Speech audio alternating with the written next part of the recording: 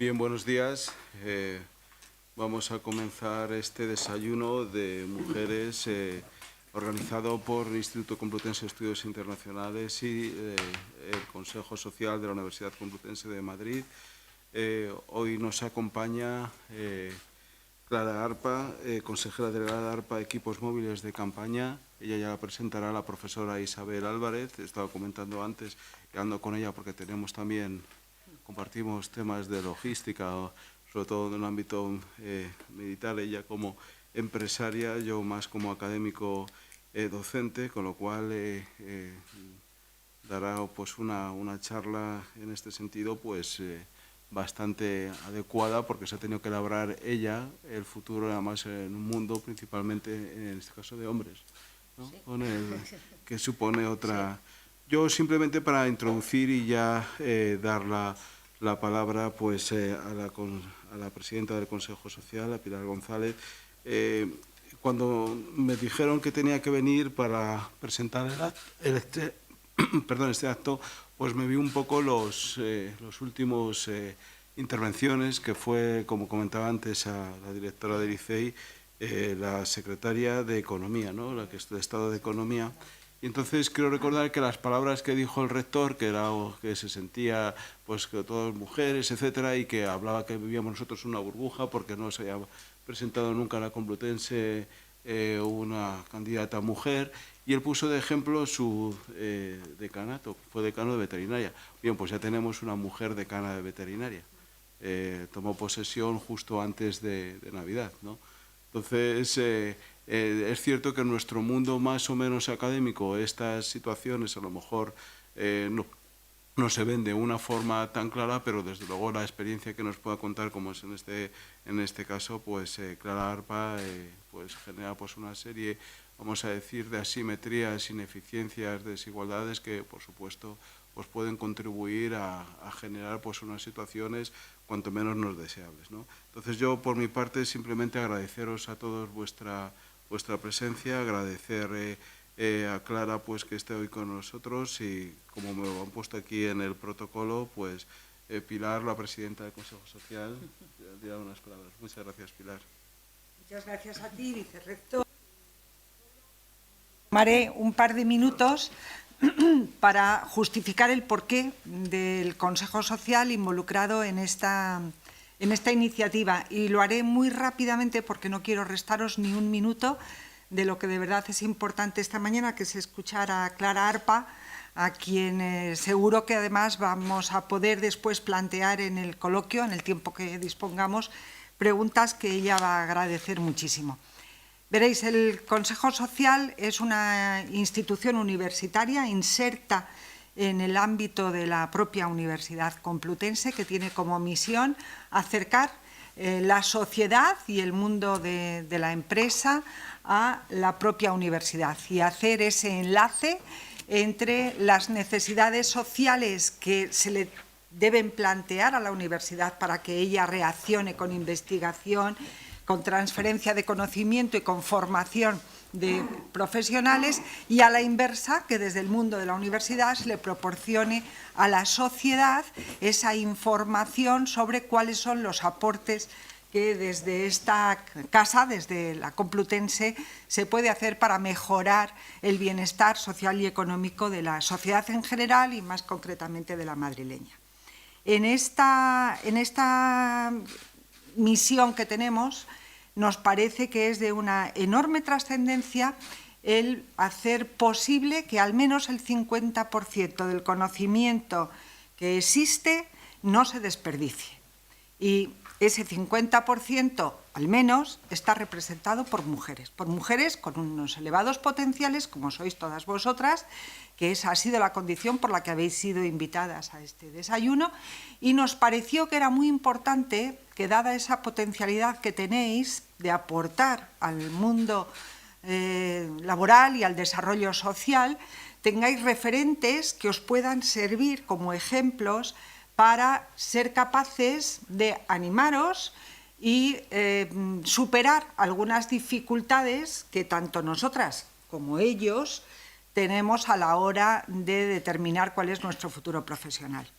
En ese sentido, desde el Instituto Complutense de Estudios Internacionales se nos propuso este formato. Creo que con el de hoy llevamos como 9 desayunos, con 9 mujeres que son muy potentes, todas ellas de verdad referentes, todas han tenido sus posibilidades y sus dificultades, como me imagino que Clara nos va a contar ahora, pero han sido capaces de manejarlas y estar en este momento en esa posición de ser capaces de trabajar y de aportar mucho al desarrollo económico y social de nuestro país, que creo que en definitiva es lo que todos debemos intentar.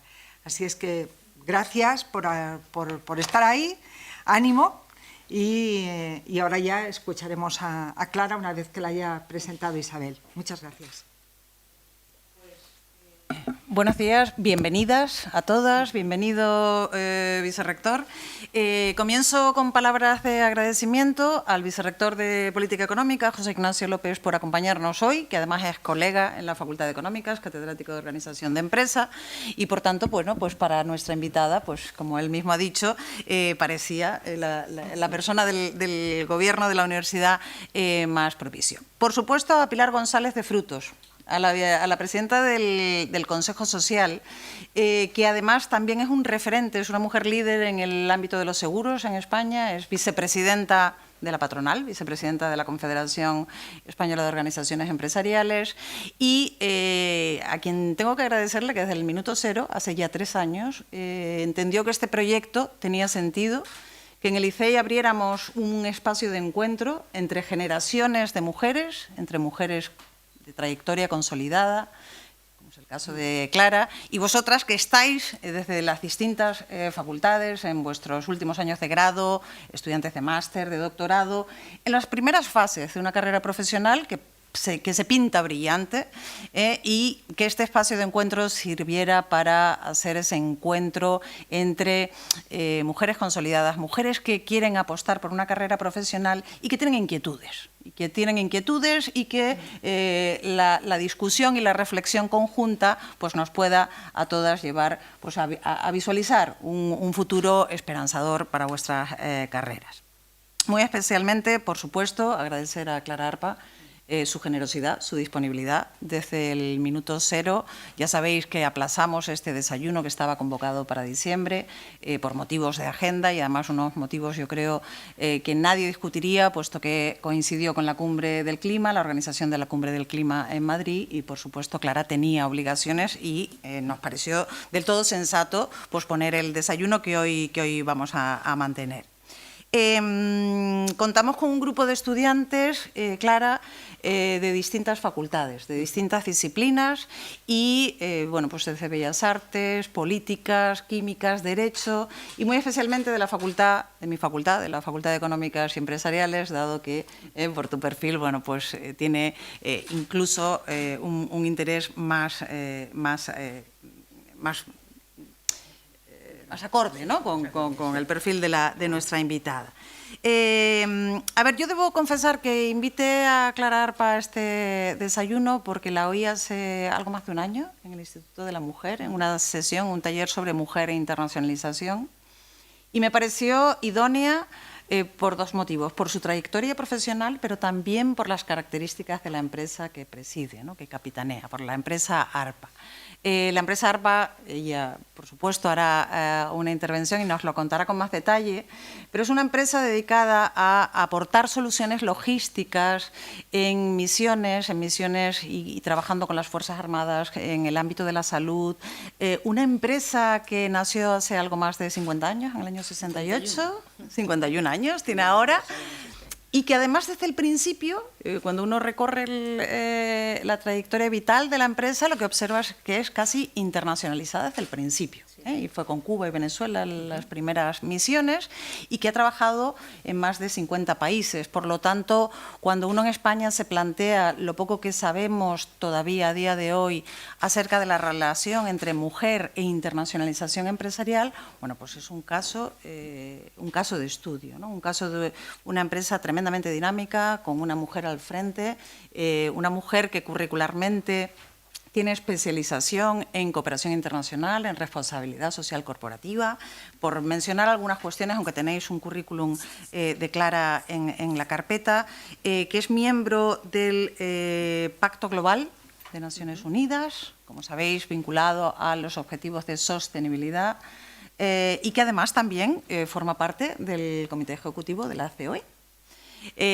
Bueno, creo que yo no voy a ocupar más tiempo, creo que estamos ante una mujer de un perfil tremendamente interesante, que probablemente, aunque ahora presida y sea la propietaria de la empresa ARPA, pues ha pasado, como todas hemos pasado en algún momento por mejores y peores circunstancias profesionales, y es un lujo tenerla, ¿eh? Entonces, muchísimas gracias, Clara, por venir. Como sabéis, el formato del desayuno, vamos a desayunar posteriormente, pero ahora tenemos la intervención de nuestra invitada por el tiempo que estime oportuno. Abrimos un turno de intervenciones y de debate entre todas y finalmente, de manera más informal, pues pasamos a tomar ahí un café y algún bote. Clara, Pues, cuando quieras. Isabel. Me siento un poco abrumada, porque a mí, hace 5 años o 4 años, a mí no me conocían ni en mi casa a la hora de comer. Entonces, sí, sí. Y bueno, y últimamente, pues la verdad es que veo que, aunque uno no es consciente, sí que es una referencia. Y cuando llevas más de 30 años viajando por el mundo y teniendo un montón de dificultades y realmente pasándolas mal, porque en nuestra empresa, por ejemplo, siempre decimos que nosotros somos como una startup. Nosotros todos los años decimos, ¿y este año qué vamos a hacer? ¿Por qué? Porque estamos y sobre todo últimamente, estamos en una época muy convulsa, hay muchísimos cambios, y las proyecciones de los planes de negocio, la verdad es que los tienes que ir cambiando prácticamente cada 6 meses. Nosotros trabajamos mucho con un cliente, los clientes son públicos, son los ministerios de defensa de aquel país que hemos visitado más de 120 países. Hemos presentado ofertas y proyectos en 100 y tenemos una relación más o menos, podemos decir que estable, con 70.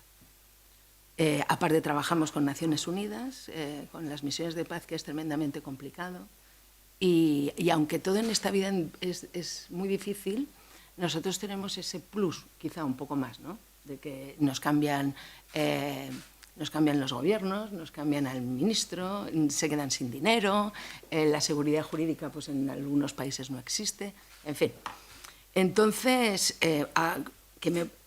como os decía, o sea, todo este trabajo que yo he desarrollado durante los últimos 30 años, ahora te das cuenta, o me doy cuenta, que cierta visibilidad ha tenido, ¿no? Y entonces me siento un poco abrumada. Tengo la suerte de compartir con Pilar, por ejemplo, nuestra pertenencia bueno, ella es vicepresidenta, yo soy miembro del comité. Y bueno, y la verdad es que para mí se ha convertido como en un deber ir allí donde me llaman, para realmente y hoy en concreto, para mí es una gozada, porque claro, tener excelentes alumnas, todas mujeres, que tenéis un perfil todas, que da gusto, ¿no? Pues todavía me motiva más y me halaga más. Y bueno, pues me gustaría empezar simplemente diciéndoos que para hacer algo en la vida, algo que merezca la pena, hay que tener cierto talento, saber explotarlo, mucha capacidad de compromiso, trabajar desde la razón, pero con el corazón y con mucha pasión, porque las cosas siempre son muy difíciles. Y esto no depende, de momento, del género. Esto depende de la persona. Aunque, si tuviera que ponerle un género al esfuerzo y al compromiso, desde luego yo se lo pondría en femenino, más que en masculino. Creo que las mujeres, en general, tenemos ese matiz que nos hace muchas veces tirar adelante por eso, ¿no? Porque sentimos siempre un compromiso con la sociedad, más que el género masculino. Eso, ante todo. Pero de verdad, sobre todo hay que comprometerse con que en el mundo que estamos en este momento no estamos en una época de cambio, sino que estamos en un cambio de época. Me refiero también que tenemos los objetivos del desarrollo sostenible y tenemos una sociedad que, aunque se ha desarrollado muchísimo durante los últimos 200 años, gracias a la segunda revolución industrial, lo que era el teléfono y el petróleo, los daños colaterales que ha tenido la segunda revolución industrial, que no están medidos, nos ha permitido realmente evolucionar, ha permitido que seamos ahora pasar en 100 años de ser 2.700 millones a ser 5.900 millones, que nos costó 1.000 años ser 1.000 millones y que en 100 años vamos a ser más de 5.000. Hemos crecido a 5.000. Eso ha sido en parte gracias a la revolución industrial, que nos ha hecho vivir de una forma que ha capacitado esto. Por otro lado, vivimos de una forma que hoy en día ya sabemos, porque hace 20 años, 40 años ya se empezó a estudiar, que no es sostenible. No es sostenible porque en este momento estamos consumiendo en España, por ejemplo, por nuestra forma de desarrollarnos, 2 planetas y medio. Entonces, todos los recursos que España tenía para el año 2019 los había consumido el 28 de mayo. Esto quiere decir que o cambiamos y revertimos los procesos que tenemos y la forma que tenemos, tanto de producir como de consumir, como de gobernarnos, no somos sostenibles y no tendremos los recursos necesarios.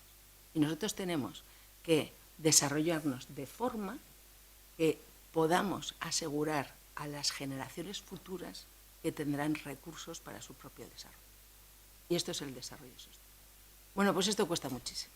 Algo tan fácil cuesta muchísimo. Porque tenemos una forma durante los 200 últimos años, nos hemos, como he dicho, desarrollado una forma que era totalmente errónea con respecto a los recursos que realmente. Bueno, pues todo esto hay que, desde vuestras futuras proyecciones profesionales, tendréis que pensar que tenéis que estar enfocadas a revertir los procesos para que podamos de alguna forma añadir a ese calendario del 28 de mayo cada año más días, de forma que dentro de unos años, a ser posible antes del 2050, podamos volver al 31 de diciembre. Y bueno, con esta explicación del panorama y del futuro que nos queda por encima, os diré que oportunidades hay, y hay muchas. La verdad es que hay muchas. ¿Por qué? Porque desde luego hay datos que nos dicen que esta sociedad del bienestar, por otro lado, tiende a desaparecer. Tiende a desaparecer y cada día va a costar más. ¿Por qué? Porque realmente esta sociedad del bienestar la formaron nuestros, en este caso, la generación de mi padre.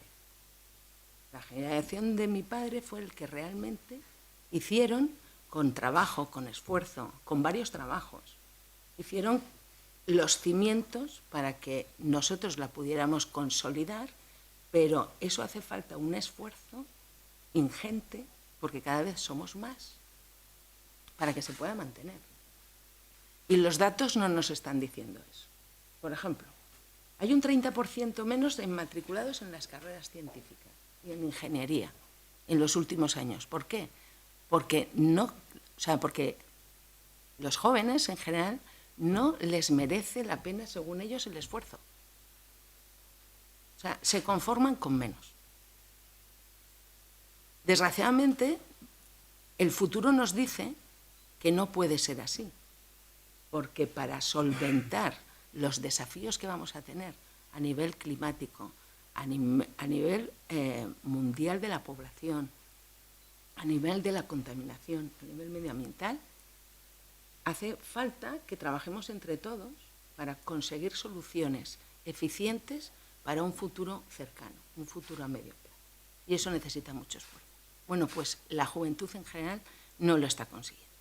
Yo el otro día di una charla en el máster de energías renovables, porque nosotros en nuestra empresa nos estamos descarbonizando y, bueno, hemos invertido en una serie de procesos y se supone que nuestra actividad propia de la fábrica, pues a mitad de año conseguiremos ser emisiones cero, ¿no? Bueno, pues le estaba dando una charla, no me preguntó nadie nada. O sea, noté una falta de interés bastante. Les dije, bueno, estamos a 7 de enero, es el primer día de clase después de las vacaciones y entiendo que estáis todavía como en off.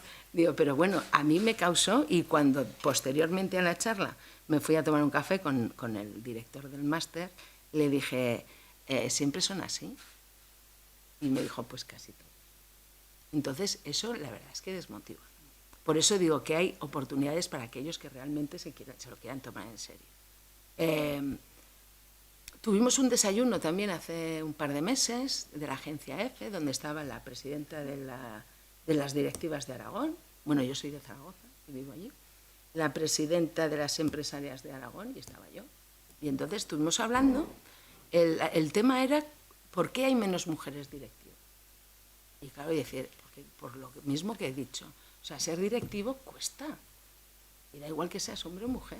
Es que si quieres llevar a puestos altos, no te queda más remedio que echar más horas que nadie. No te queda más remedio que cuando vuelves a tu casa ponerte a estudiar.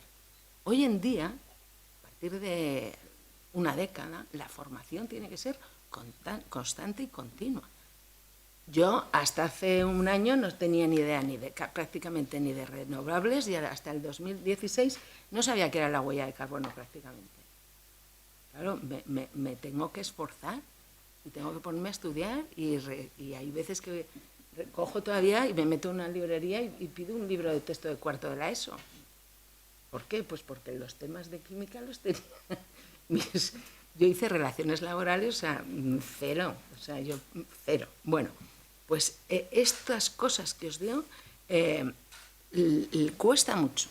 Yo tengo 14 o 15 ingenieros en la empresa y el 80% de la plantilla tiene menos de 45 años.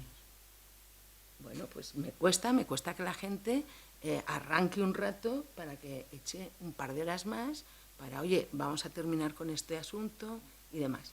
Bueno, pues en el desayuno yo planteé que si era difícil ser directivo, entre otras cosas, porque tenías que hacer ciertos sacrificios. Normalmente uno que echa 8 horas y se va a su casa no progresa. Las cosas que está muy bien. Si no quieres progresar, no progreses. Pero si me preguntas por qué hay menos mujeres directivas, también os diré que la conciliación empieza en casa.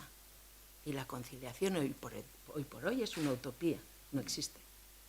El año pasado somos una plantilla de 80, 5 nacimientos. Eran 4 papás y una mamá, o sea, de personal de la empresa. Bueno, yo los oía a ellos hablar. Bueno, entre ellos estaba mi hijo, que he sido abuela, por cierto, y que ya tenía ganas. Y claro, yo veo a la madre del bebé y al padre del bebé, y es que todavía no hay conciliación y tardará mucho en venir. Tardará mucho en venir. ¿Qué pasa? Que todavía es más complicado. Yo cuando mi hija, la pequeña, tenía 1 año, empecé a viajar. Y pasaba 120 días, 100. Entonces, o tenías a alguien, o tu pareja, el padre de la criatura, te apoya. Entonces, en mi caso, me apoyaba según él, porque yo hacía lo que quería. Ese ha sido... Mi marido tiene ahora 60 años, pero para que veáis, no te quejes, que has hecho siempre lo que te da la gana. Ese era tu apoyo. Pues si no te digo nada, digo ya, pero no haces nada. A ver, es que las dos cosas no pueden ser. Bueno, así llevamos 34 años. ¿Pero seguiste solo? Sí. Y me come fenomenal y duerme estupendamente. O sea, a lo que me refiero, oportunidades hay. Si realmente quieres, las tienes. ¿Por qué? Porque realmente el grueso no acompaña. Entonces, aquel que tiene pasión por lo que hace, aquel que quiere dar un paso más, destaca, y enseguida, sobre todo en el sector privado, más que en el público. Bueno, yo quiero que me mandéis todas los currículums cuando queráis. Y ya veremos lo que haremos, porque seguro que algo podremos hacer. ¿Vale? Entonces, una de las periodistas que estaba en este desayuno intentó de alguna forma darle la vuelta, porque me dijo, no, es que claro, vosotros estáis penalizando a aquel que se quiere ir al parque a las 5 de la tarde con su hijo. Digo, a ver, que yo no penalizo a nadie. Tú me has preguntado que por qué no hay mujeres directivas. Y yo te contesto que ni mujeres a este paso, ni hombres. Porque casi todos están prefiriendo, que me parece muy loable, ¿vale? Pero la realidad es esa. La realidad es que si quieres progresar, si quieres destacar, si quieres de alguna forma liderar el proyecto de lo que sea, tienes que hacer un esfuerzo superior al resto. Y hoy en día, en el futuro cercano, va a ser relativamente más sencillo, porque la gente no está dispuesta. A la cultura del esfuerzo se está dejando. Y eso realmente es lo que nosotros contrastamos, y cuando empezamos todos, ya no solo en las jornadas que tenemos empresariales, sino en general.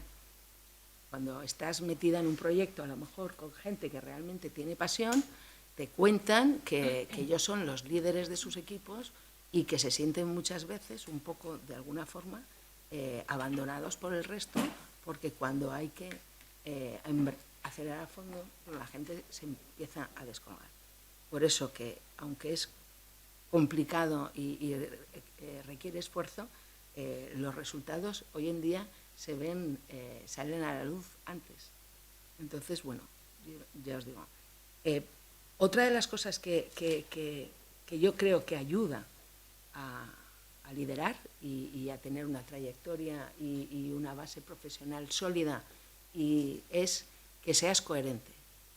O sea, ser coherente, ser transparente, ser honesto y sobre todo tener la valentía necesaria a veces para no quedarte en la mediocridad e irte de aquel sitio donde realmente no te aprecian ni te valoran. Ni a lo mejor su modo de actuar es el que tú tendrías. Muchas veces con la crisis de la banca y demás, cuando realmente la banca no trabajó a veces de la forma más ética que se esperaba, hablabas con empleados de banco y te decían, bueno, es que yo tengo que hacer lo que me dicen. Digo, no, nadie te pone una pistola. Bueno, entonces, ¿qué haces? ¿Irte? Digo, pues sí. Y gente se fue. Y la gente que se fue tampoco le pasó nada. En el sentido de que, bueno, casi todos los que yo conozco que se fueron de la banca acabaron en otra banca haciendo las cosas como ellos querían hacerlas. Porque sí que es verdad, luego tú te tienes que buscar la vida y tienes que buscar aquellos sitios y aquellos lugares donde puedas desarrollarte profesionalmente, pero también personalmente, y que una cosa no esté en conflicto con la otra. Bueno, pues eso de vez en cuando requiere valentía y coraje para coger y realmente ser tú el que lleve las riendas de lo que quieres. Vamos hacia una sociedad que nos va a pedir más austeridad. Si nosotros queremos cambiar esta forma de consumir y de producir que tenemos, necesitamos de alguna forma ser más austeros, porque necesitamos limitar los recursos que usamos, ¿vale?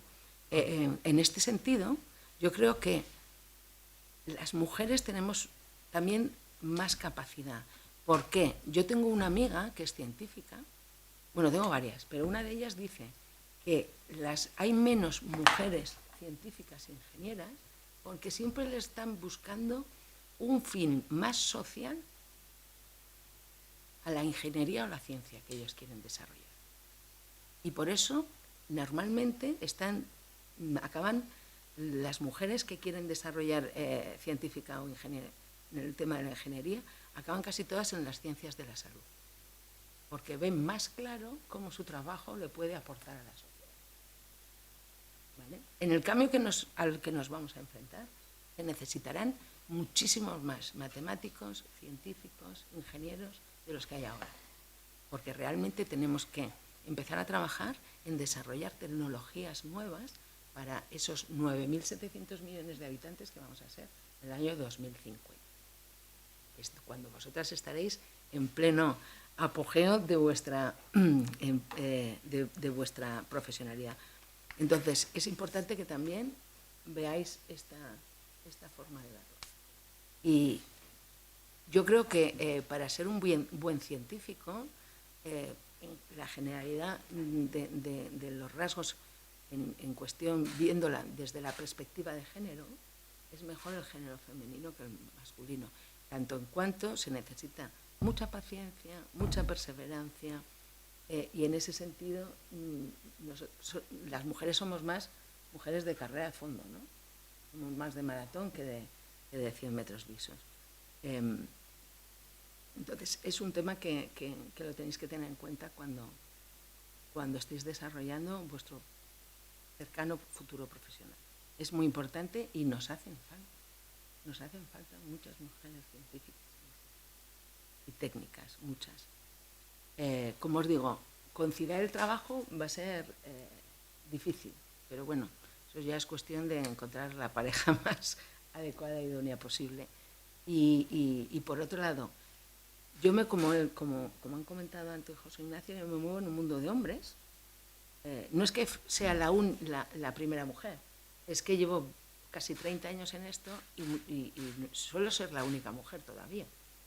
Cuando trabajo con el Ministerio de Defensa español, el Ministerio de Defensa español tiene una cuota de participación femenina del 12%, 12 con algo, no llega al 3%. Pero es que cuando trabajamos internacionalmente, como ha dicho Isabel, nosotros llevamos 51 años trabajando a la vez que en España fuera. En otros países, las cuotas femeninas, tanto en el Ministerio de Defensa, trabajamos mucho también con el Ministerio de Salud, pero con los Ministerios de Salud en el tema de emergencias, ahí realmente encontramos a mucha mujer como técnico sanitario.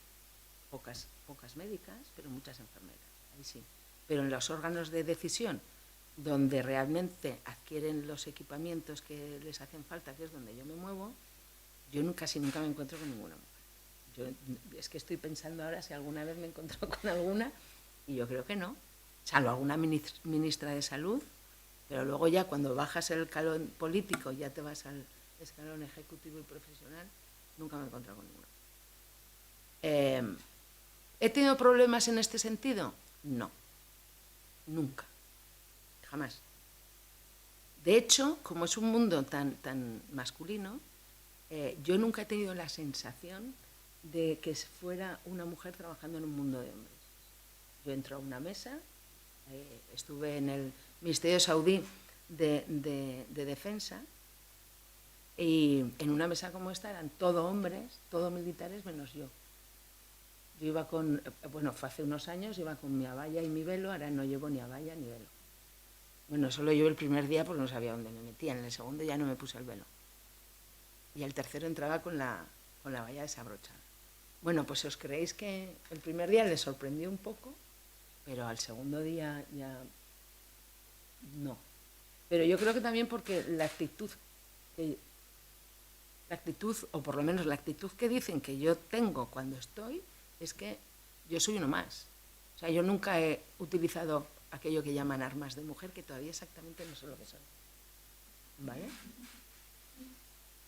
O sea, a lo mejor si tuviera otros atributos, pero como no los tengo, pues no los he utilizado. Esto creo que es importante, que tú te des cuenta que eres uno más y que te comportes de la forma más normal posible e incluso tampoco seas yo no soy una persona cohibida ni nada de eso, y además soy bastante charlatana. Así que enseguida me empatizo con la gente y me quedo y empiezo a hablar con cualquiera. Pero tampoco hay que exagerar. Pero el hecho de no sentirme que estoy o sea, yo nunca me he sentido cohibida, siempre he ido a hacer mi trabajo.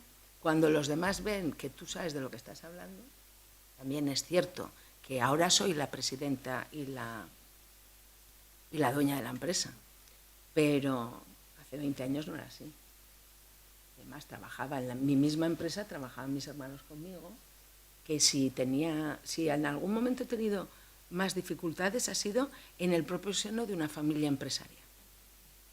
Es ahí donde yo considero que están las dificultades como familia empresaria.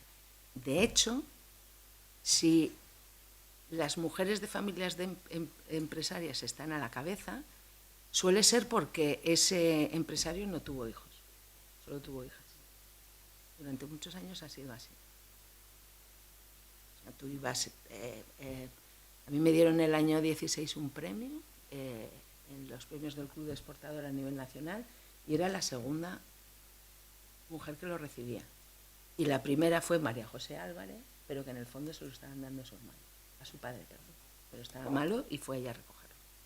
Entonces, hoy en día, hace 3 años me fui también a un congreso de empresa familiar latinoamericana y estábamos 4 mujeres. 4 mujeres. Y vuelvo a repetir, estaríamos como 250 congresistas.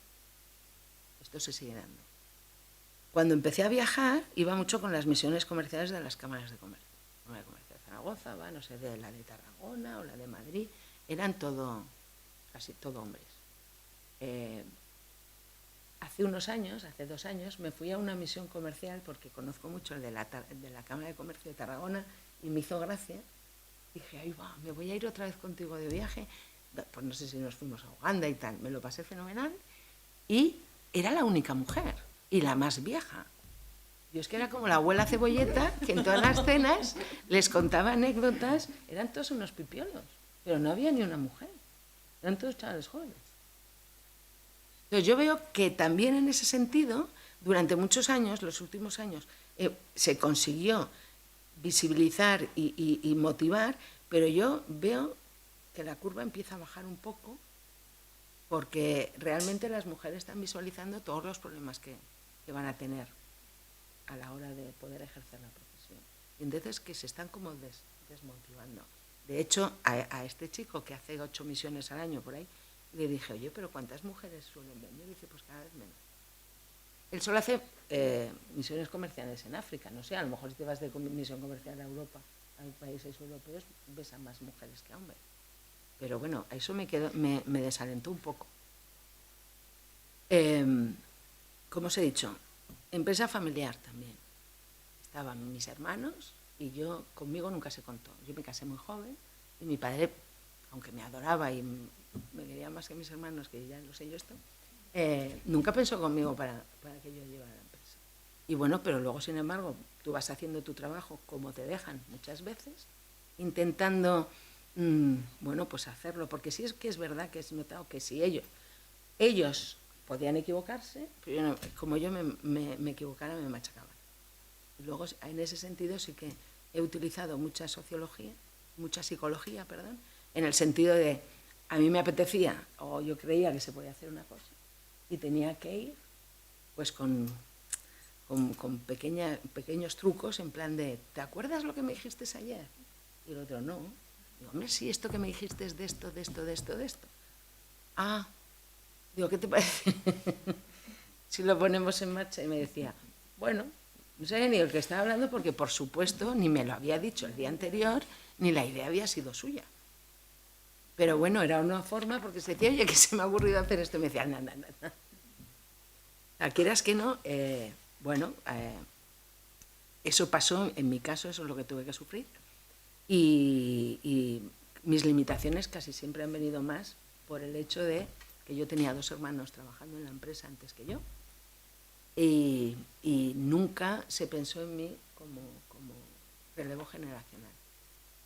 Ahí sí que he de deciros que he tenido que trabajar mucho. De hecho, me he ido de la empresa, he vuelto, hasta que conseguí de alguna forma demostrar que la estrategia que yo quería plantear y la forma de hacer las cosas que yo quería plantear era en ese momento la adecuada.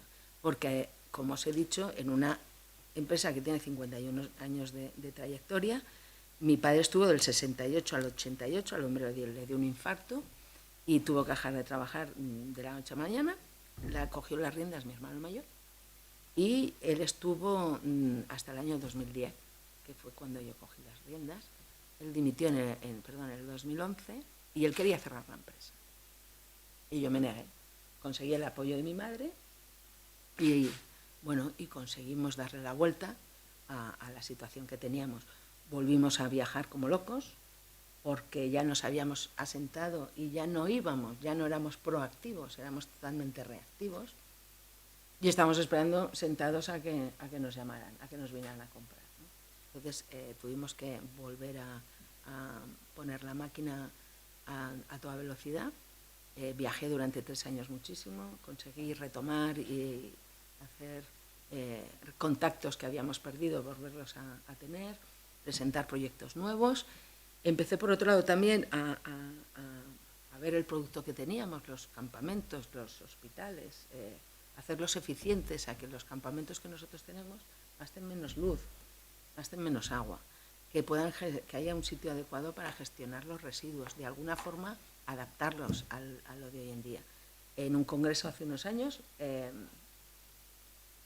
en Ginebra, se puso un caso práctico. Los americanos abandonan Afganistán y se tienen que gastar 150 millones de dólares en limpiar el terreno donde sus campamentos habían estado desplegados.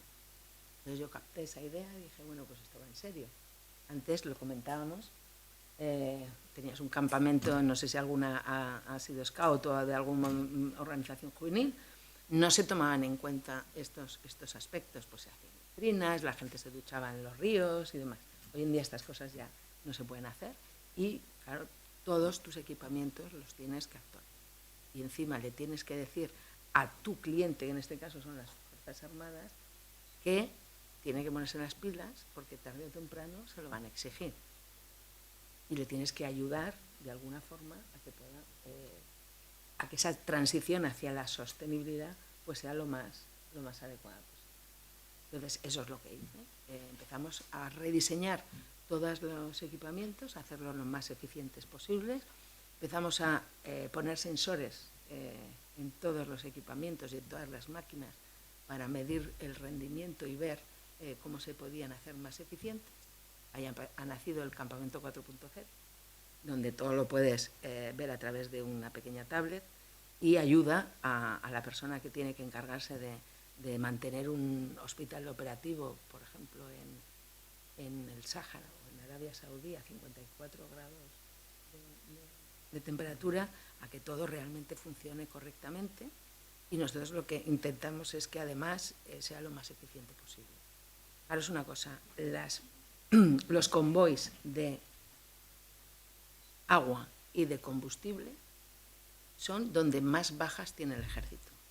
El ejército americano tuvo hace 2 años 2.000 bajas, porque son lo que les atacan. Entonces, cuantos menos convoys tengan que hacer a lo largo de un año, pues mejor les irá.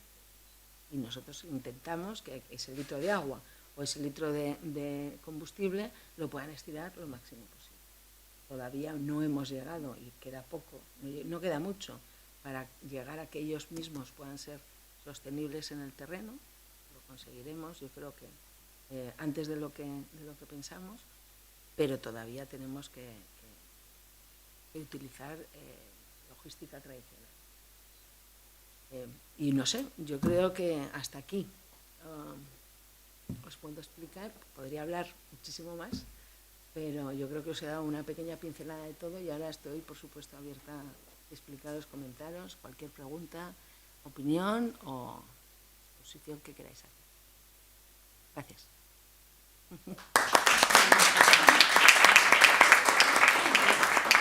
A ver si me he dejado algo. No. Muy bien, pues como habíamos avisado, interesante charla con ARPA, y ahora es vuestro turno. Sois las protagonistas de este desayuno. Aprovechad a la invitada, sacarle el máximo jugo y abrimos un turno de intervenciones. Perdón, que se me olvida que se está grabando. Cuando queráis. Bueno, muchas gracias por el desayuno. Muchísimas gracias por la exposición.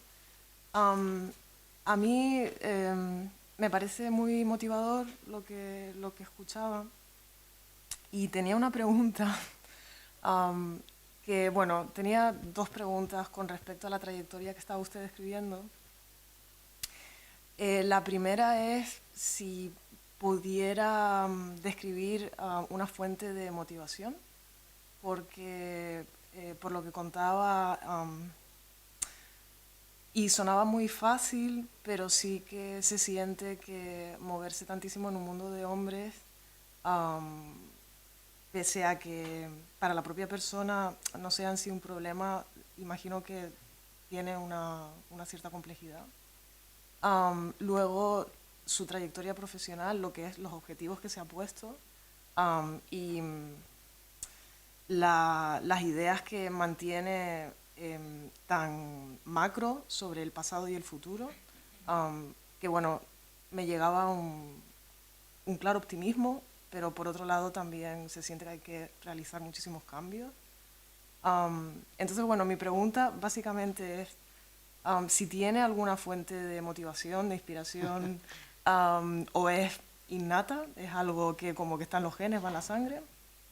Y luego, para los proyectos que se plantea, y esta es mi pregunta que bueno, no sé si tiene alguna forma de lidiar con el estrés o de no quemarse mucho. Le he oído que 3 años han sido muy intensos.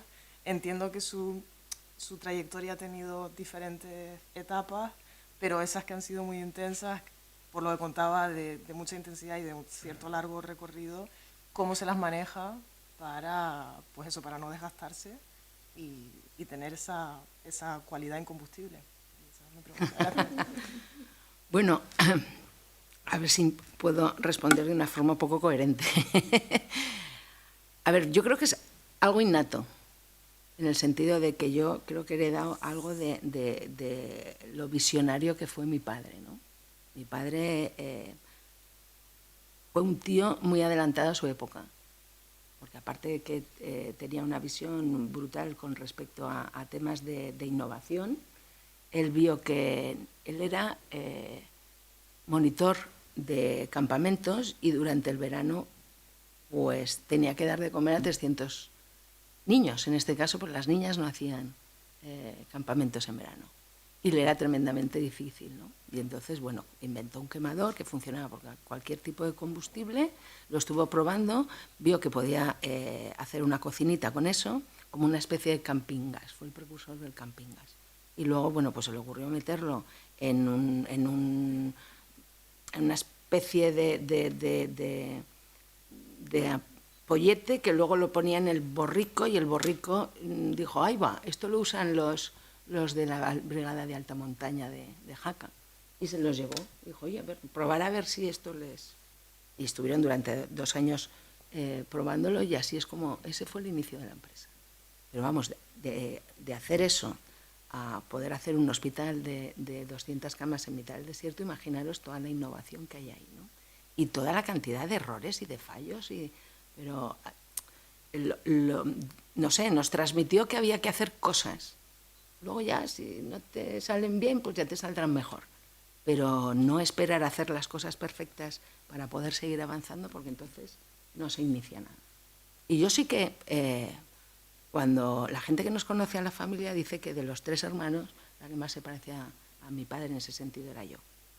Aunque no lo supieron ver. Eso por un lado. Yo creo que ahí en los genes hay algo. Me encanta viajar, me encanta la aventura, me encanta el deporte. Y entonces yo en este sentido siempre me he tomado mi trabajo de una forma un poco aventurera en ese sentido.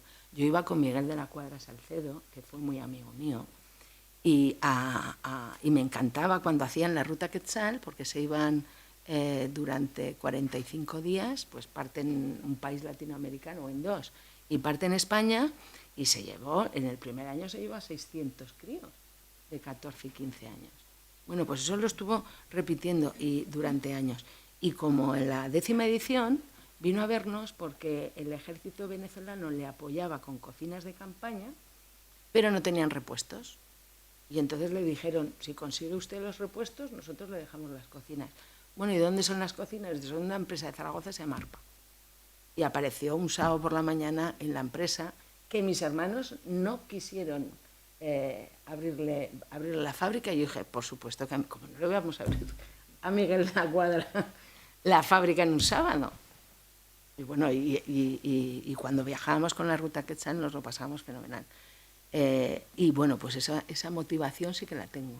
O sea, a mí me encanta. Yo he estado en muchísimos países, en zonas de conflicto, en catástrofes naturales, donde... Y bueno, siempre me lo he tomado también como una experiencia brutal para que nos demos cuenta. Yo siempre digo que el mundo no es este que nosotros vivimos. El mundo real no es este. Nosotros estamos los que estamos aquí sentados somos el 2% por encima, o sea, estamos en la cima de la pirámide mundial de la sociedad. El 98% del mundo está por debajo nuestro. Y si nosotros no hacemos el cambio, ¿quién lo va a hacer? Nosotros tenemos el conocimiento, tenemos las posibilidades, tenemos los recursos y desde mi punto de vista entonces tenemos la obligación, o por lo menos de intentarlo. Intentarlo en base a lo que cada uno pueda, ¿no? Pero que tenemos que ser muy conscientes. Esta visión a mí me la ha dado viajar a tantísimos países, ver tantísimas situaciones realmente complejas y ver que, por otro lado, pues son cifras que te llaman la atención. Pues en este momento, yo creo que el otro día hablaban en la COE que hay como, no sé, 5.000 millones de personas que trabajan en la economía informal. Es eso más o menos, ¿no, Pilar? Fijaros, 5.000 millones de personas que trabajan en la economía informal. Entonces es muy difícil tener un desarrollo de un país si realmente la economía de las empresas, sobre todo el sector privado, no está regulado. Y no se puede organizar y ordenar de alguna forma para que eso realmente revierta.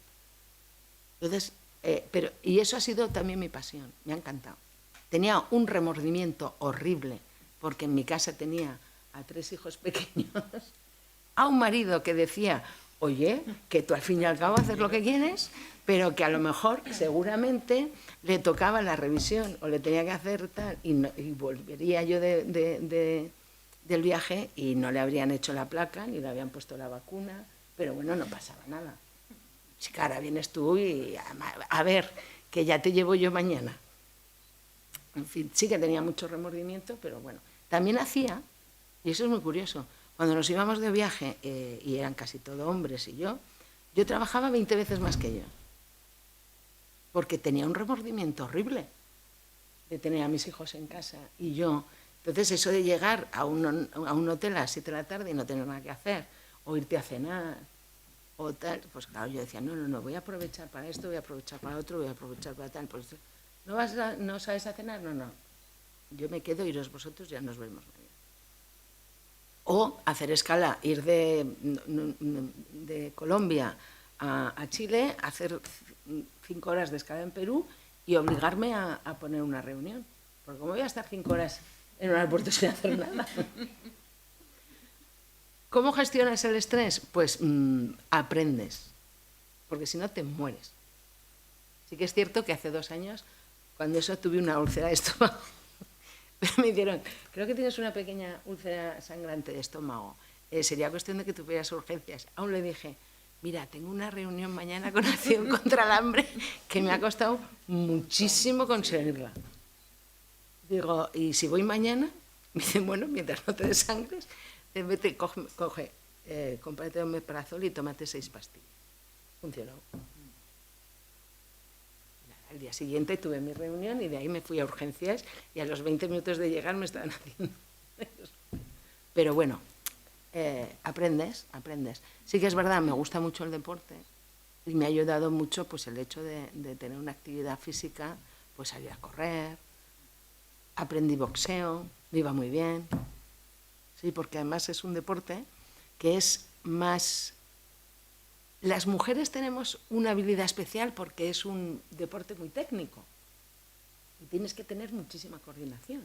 Y nosotros tenemos muchísima más coordinación que los hombres, pero de lejos. Entonces tú estabas allí, yo era la mayor de todos además, y me ponían con los chavales jovencitos y ninguno se quería poner a mi lado. Me hacían todos bullying. Sí, porque se esperaban, ¿sabes? Con la vieja esta. Buah, me pones con ella. Y luego recibían, pero de verdad recibían. Les daba pa'l pelo. Porque imaginaos las clases de aeróbic, ¿no? ¿A quién se nos dan bien? A nosotras. Pues el boxeo no deja de ser lo mismo. Es curioso, yo os lo recomiendo a todas. Y luego aparte sirve para algo.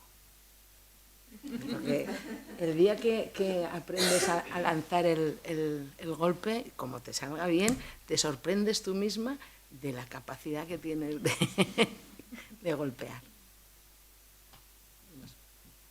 Agradecerte por la charla que nos has dado, y al igual que mi compañera, pues de verdad es muy inspirador tener a mujeres como tú y que nos cuentes un poco, porque también es verdad que uno ahora se está planteando muchos objetivos y metas y siempre surge el cómo hacerlo, ¿no? Uno es mujer y a lo mejor viene el tema personal, ¿no? Por ejemplo, yo estoy terminando, me gustaría ser madre, pero digo, es que ahora no es el momento, pero ya tengo muchos años, o sea, ya tengo una edad que es plantearse y le entran a uno muchas cosas en la cabeza, ¿no? Así es que es muy, muy inspirador tener a mujeres como tú. Yo tengo dos preguntas que son un poco distintas. Primero hablaste mucho del problema que hay de conciliación en tu empresa, ¿no? Y yo he visto ahora, he leído muchos blogs, ¿no? Que hablan mucho del trabajo flexible, ¿no? De que muchas empresas, sobre todo modelos japoneses y países nórdicos, que están implementando el trabajo en casa para que la gente, bueno, que la productividad no implica estar 8 horas en un trabajo, sino que es otro tipo de modalidad, ¿no? Que viene como muy en tendencia. Entonces, ¿tú qué opinas de esto? Yo entiendo que hay trabajos que sí se requiere que la persona esté ahí, por ejemplo, una maquinaria, ¿no? Que no puede el trabajador, pero yo creo que sí hay trabajos que permiten desde casa, por el tema de la conciliación, sobre todo, ¿no? De la calidad del tiempo, de que estamos en un mundo muy difícil. ¿Tú qué opinas de este tipo de modalidad de trabajo, ¿no? ¿Tú crees que es bueno? ¿Crees que es productivo? ¿Crees que podría como superar el tema de la conciliación? Y luego, por otro lado, va un tema más ligado a tu empresa. El tema del medio ambiente yo creo que es un tema sumamente complejo. Pero me vienen muchas preguntas. Por ejemplo, yo soy de México y vengo de un país o de una región muy heterogénea y muy compleja, en donde en mi región justamente... ¿Qué región eres? Yo soy de Michoacán. Y mi estado, concretamente, es un estado muy inseguro, en donde hay otras prioridades. Es verdad que fui el año pasado y a mí me sorprendió que yo soy de un pueblo muy pequeño y de repente un día amanecimos y estaba mi pueblo lleno de basura, porque donde el basurero estaba a su capacidad, y así estuvimos 6 días, en donde había moscas, había animales, pero claro, también estaba el tema de la seguridad, ¿no? Entonces, si el gobierno, bueno, mi gobierno local decía, es que no podemos atacar 2 cosas. La prioridad, pues, son los asaltos, las carreteras, las muertes. Entonces el presupuesto también de verdad no alcanza. Entonces, ¿cómo en una región tan complicada como es, no sé, Latinoamérica o a lo mejor países menos desarrollados, cómo poder, en una agenda, poder articular estos problemas que no permiten el desarrollo, ¿no? Entonces me da la impresión que va a haber países o regiones muy avanzadas, ¿no? Que van a poder superar, pues, los objetivos de desarrollo sostenible, pero otras regiones nos vamos a quedar muy atrasadas, ¿no? Entonces, yo entiendo que también es competencia de los gobiernos que también pongan en su agenda este tipo de objetivos, pero también a veces yo creo que es muy difícil. Es tremendamente complicado. Atacar, sí. Entonces, ¿cómo poder articular? Nosotros llevamos el equipamiento logístico. En este momento hay una misión de la Unión Europea para formar a los países del Sahel, la que es Mauritania, a ver si me acuerdo, Mauritania, Chad, Mali, Burkina Faso y Níger, apoyados desde Senegal. ¿Para qué? Para formar a las fuerzas de seguridad del Estado. ¿Por qué? Porque es una de las zonas más inseguras del mundo, en el sentido que tienen ahí todo el terrorismo de Boko Haram, tiene trata de humanos y tienen además auténticos problemas ecológicos. ¿Vale? Entonces, bueno, pues esta misión la lidera la Guardia Civil y la complementan los Carabinieri, la Gendarmería francesa y la Policía, la Guardia Nacional portuguesa. ¿Vale? En una reunión que tuvimos con 7, esto es lo más, en la Agencia Española de Cooperación, dije, la primera inversión en cooperación internacional que se tiene que hacer es en seguridad. Si no hay seguridad, no puede haber desarrollo. Y eso es así. Entre otras cosas, luego en septiembre estuve en un desayuno con 7 ministros de salud de estos países, y el ministro de salud de Mali, a la pregunta de un periodista de cuál es el principal problema de su gestión dentro de su país, dijo: la seguridad. ¿Cómo puedo gestionar, sobre todo, la salud en los ambientes rurales, en los territorios rurales, si no puedo poner un pie fuera de la ciudad? Esto nos lo tenemos que meter en la cabeza. Es un poco como Juego de Tronos.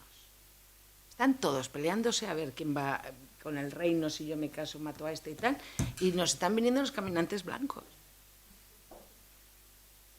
Y eso es así. Y nuestro problema van a acabar con nosotros los caminantes blancos. Pero claro, para ello tenemos que poner seguridad ante todo. Y eso es un tema, sobre todo en Latinoamérica, que lo conozco bastante bien tu país, un tema de educación. Es un tema de educación. Fíjate, en tu país en concreto hay grandes desigualdades. Es uno de los países del mundo que más desigualdades hay. Colombia, India y México. Es curioso, pero es así. Están súper desarrollados en algunos aspectos y, sin embargo, sobre todo por falta de seguridad, por otro lado, no se puede alcanzar ese desarrollo. Nosotros trabajamos también en un programa cuando llegó Calderón, la guerra contra los narcotraficantes. ¿Qué pasaba? Que llegaban a un pueblo que nosotros pensábamos. Yo llegué a un pueblo que pensé que tendría, no sé, 1.500 personas, 3.000 personas, por la fisionomía del pueblo, porque no había hotel, porque era pequeño, relativamente pequeño. Y dice, no, aquí viven 30.000 personas. Y dije, madre mía, ¿aquí está metido todo Teruel? Y dije, no, sí, está metido todo Teruel.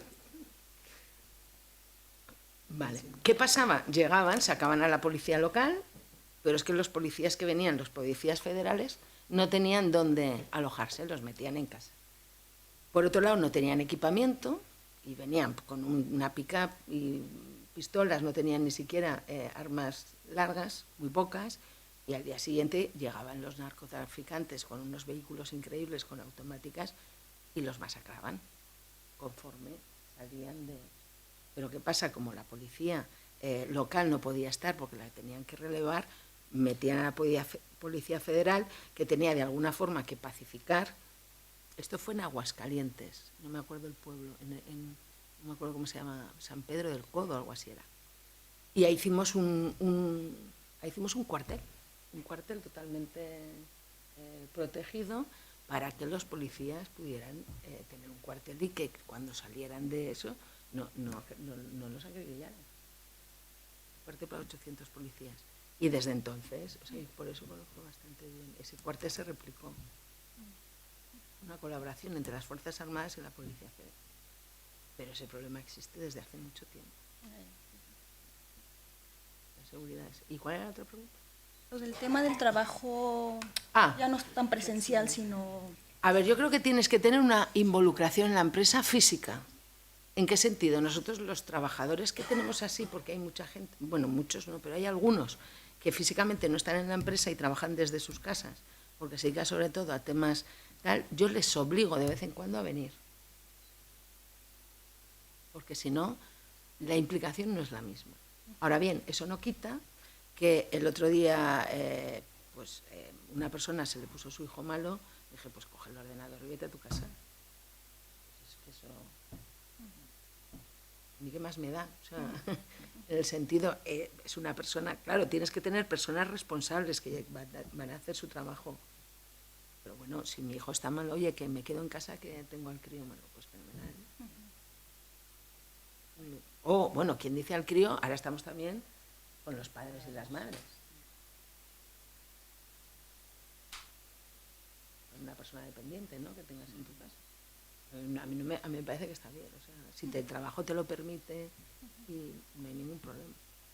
Eso sí, el trabajo continuo desde casa, que no tenga implicación y no tengas no te sientas parte de la plantilla en un equipo de trabajo donde compartas un café con tus compañeros y tal, ahí no lo veo. O sea, estar tan desapegado no lo veo. En plan de compatibilizarse. Mi pregunta va relacionada en el momento del proceso de selección.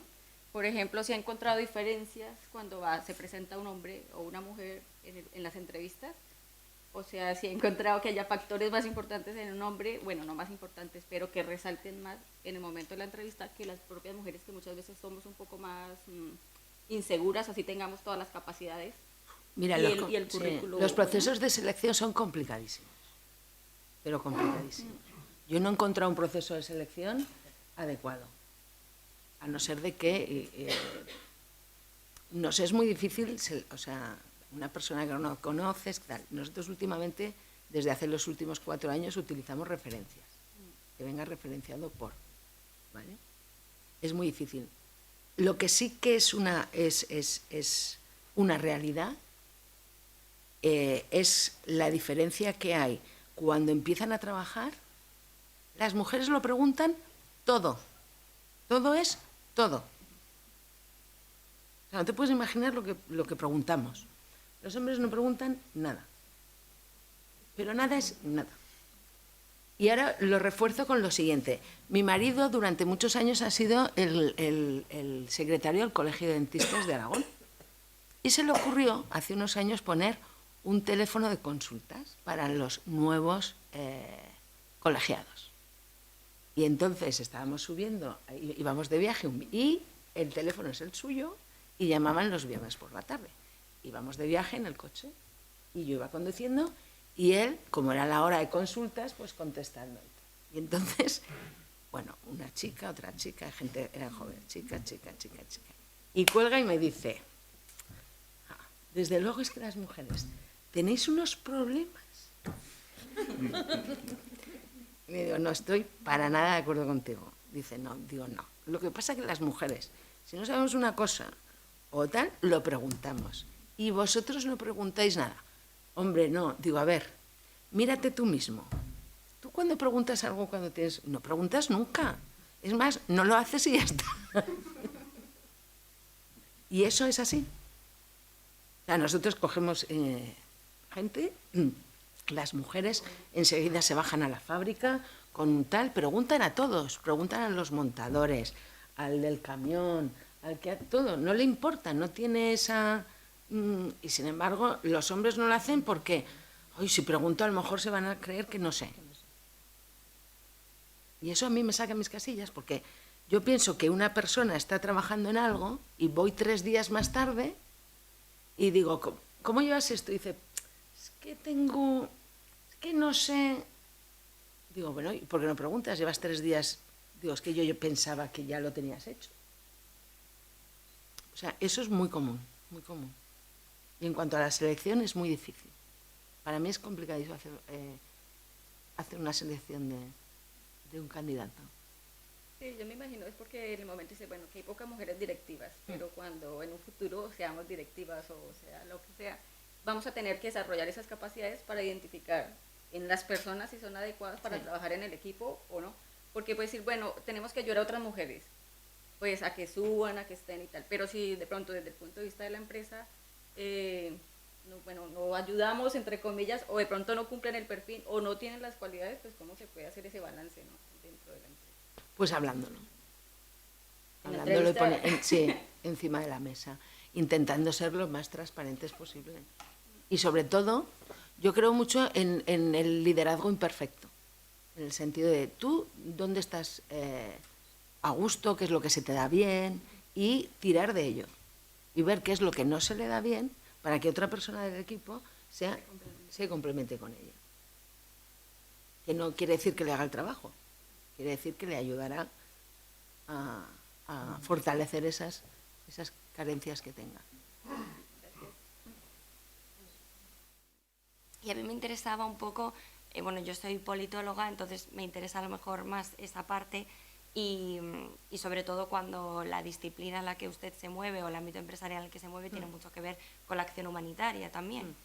Entonces mi pregunta Y bueno, tuve la ocasión de conocer un pelín cómo funcionan no las misiones del propio Ejército Español, pero bueno, sí algunos de los proyectos que tienen, porque hice en su momento como la réplica que en aquel momento tenía la Comunidad de Madrid de la Ruta Quetzal, precisamente, que es un proyecto que se llamaba entonces Madrid rumbo al sur y que fue una experiencia para mí muy reveladora en su momento.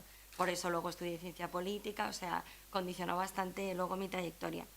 Y mi pregunta era por si dentro de la empresa, teniendo en cuenta que ustedes se mueven en este ámbito muy relacionado con las relaciones internacionales y con las circunstancias sociopolíticas y socioeconómicas de cada país, si contaban con un equipo de analistas políticos o de politólogos o en su defecto de expertos en relaciones internacionales que de alguna forma pudiera evaluar, se está hablando ahora mucho primero del impacto humanitario que tienen estas misiones de paz, ¿no? Ahora, por ejemplo, muy en boga con el tema de Haití, por ejemplo.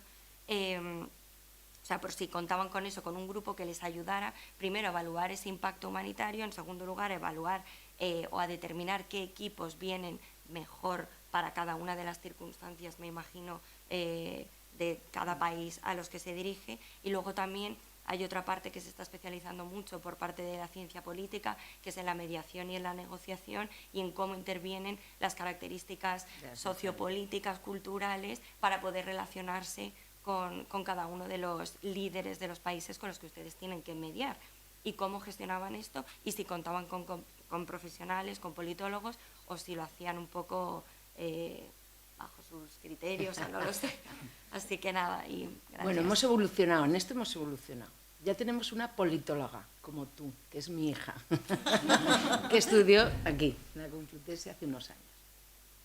Entonces hemos evolucionado. Sí que es verdad que conforme íbamos desarrollando y conociendo países, nosotros mismos, los comerciales de la empresa, nos hemos preocupado en aprender y en estar pendientes de las circunstancias de cada país, ¿no?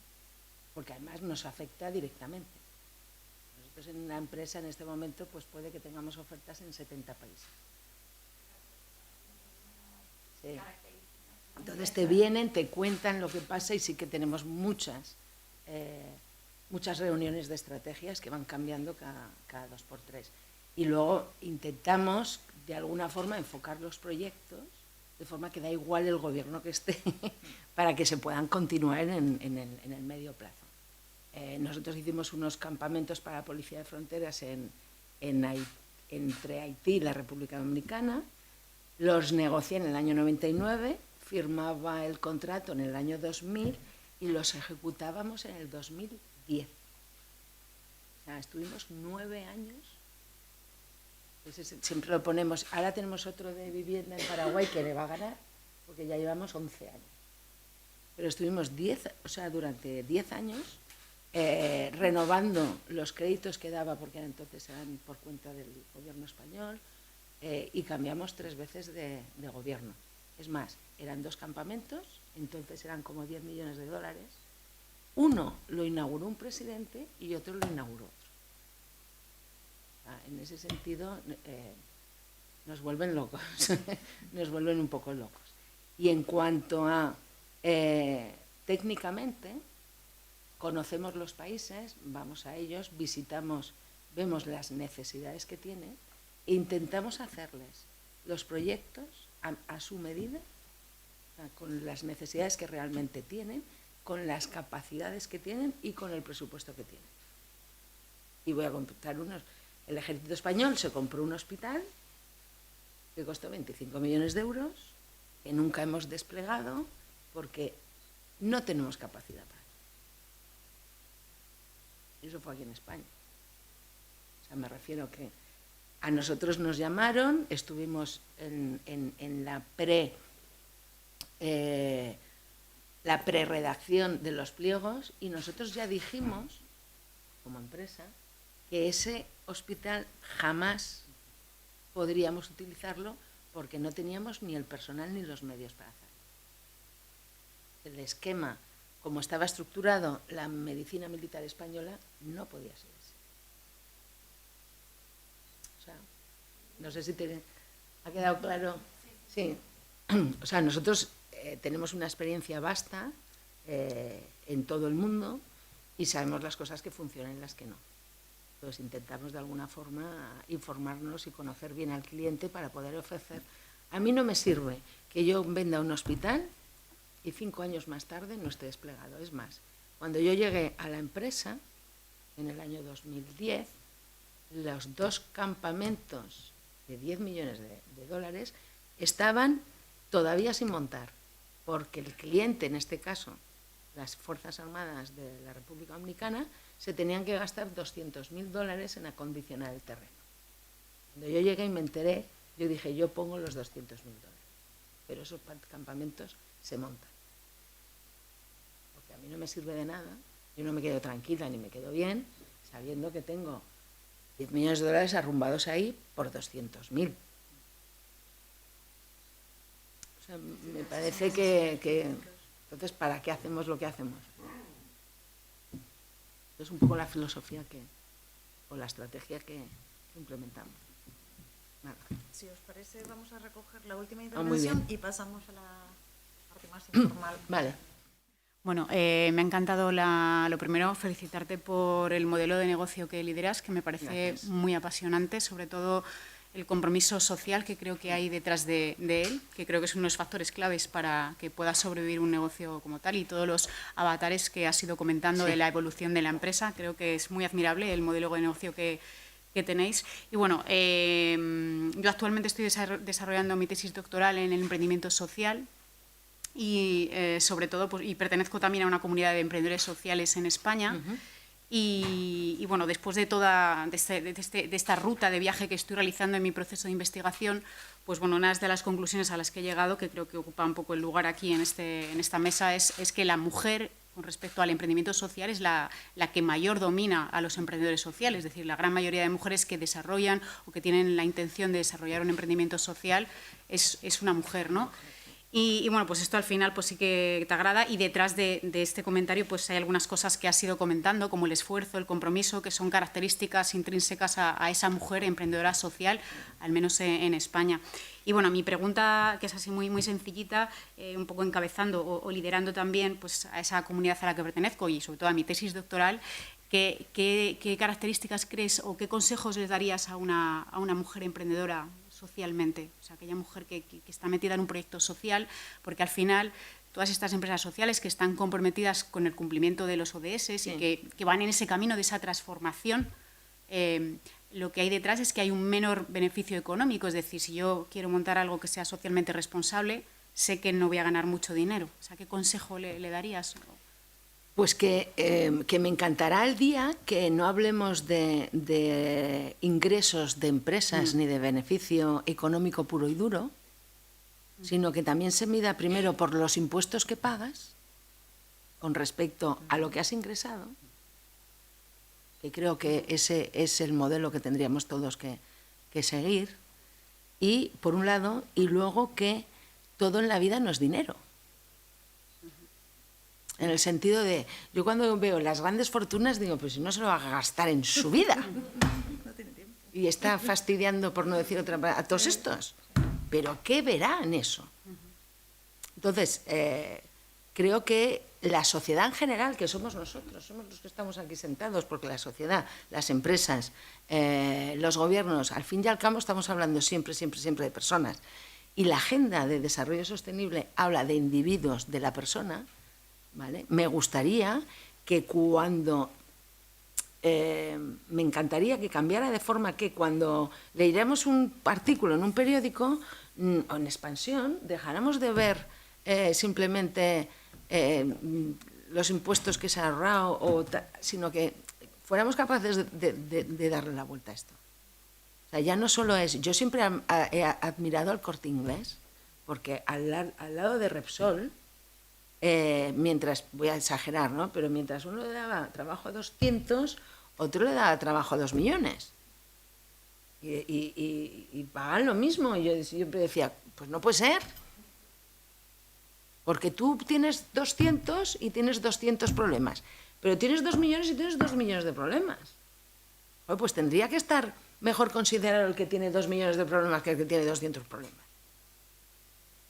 Y los grandes el problema o lo más complicado es la gestión de los individuos, de las organizaciones, cualquiera que sea, que me da igual. Entonces me encantaría que hubiera un ranking de empresas, pero que no solo se midieran, sino por los impactos positivos que tienes en la sociedad. Entre otras cosas, porque yo no estoy de acuerdo con la responsabilidad social corporativa tal y como está planteada. Yo creo que las empresas realmente son socialmente responsables. Pero ya porque la frutera del barrio y el que repara el zapatero remendón, o sea, entonces son socialmente responsables, porque están revertiendo ya su comunidad. Pues ¿qué más quieres? Un señor que abre todas las mañanas la persiana, que juega su dinero, que tiene a 2 o 3 empleados, pues chico, más responsable que ese, ya miras quién. Nadie. Pero tenemos que apoyar y lo tenemos que ver así. Pero lo tenemos que ver nosotros. Y entonces me encantaría que hubiera otro baremo, donde hubiera otros criterios, aparte que el económico, por supuesto que a mí muchas veces se meten conmigo los empresarios, me dicen, pero nos tienen que salir las cuentas. Digo, sí, pero no lo llevéis solo todo a este terreno.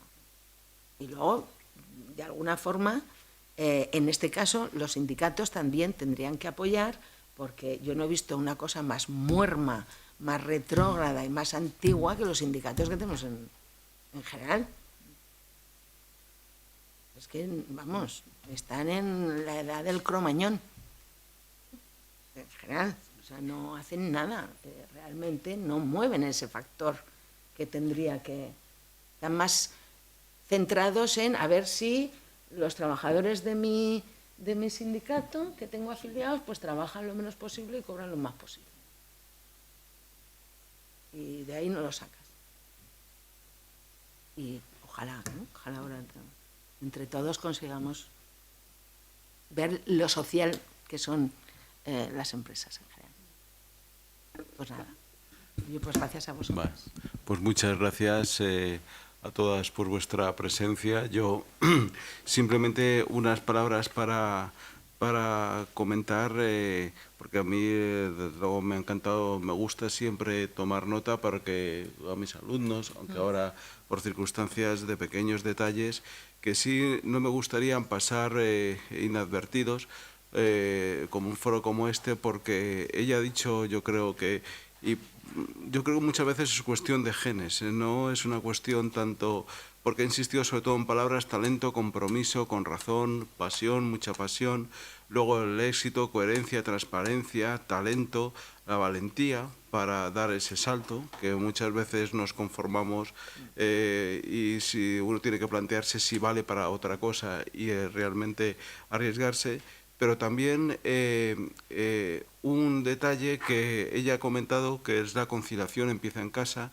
En su caso concreto, una pequeña empresa que surgió, como lo ha comentado, que eso siempre es anecdótico, muy curioso, pero que explica muchos comportamientos, no solamente la cuestión que pueda ser de género, sino en su caso una cuestión familiar, ¿no? Ella lo ha comentado, pues cómo es el hermano y cómo al final, pues una decisión con apoyo de tu madre, has dicho, Mi madre. ¿no? Sí, para poder, en este caso, pues tirar para adelante, cuando precisamente pues ya no había valentía, ya no había pasión y a lo mejor pues me dedicaba pues a vivir como... Y es cierto que me ha gustado lo que has dicho, que si tuvieses que poner género a pues estas cualidades, o estos compromisos o estas acciones, tenía que ser el género femenino, ¿no? Y es que lo comparto, sí, sobre todo en determinados tipos de actuaciones y además algo que no tiene que ver con el hecho de que ella sea mujer, que en ese sentido no, pero en su negocio, en el que está desarrollando, si no se están innovando continuamente, el año que viene van a venir 2 o 3 empresas que en ese momento desarrollan actividad de una forma distinta y efectivamente pues se ha quedado fuera, ¿no? Y eso, esa competencia que es sana, y en el caso concreto que comentabais alguno con los objetivos de sostenibilidad, ella lo ha puesto como ejemplo. Ahora mismo cualquier misión, cualquier actividad, cualquier emergencia, externalizar los servicios a una empresa como la suya es muchísimo más eficiente. Estamos ahorrando pasta a nuestro ministerio, a nuestra sociedad. Pues si me dejaran a mí...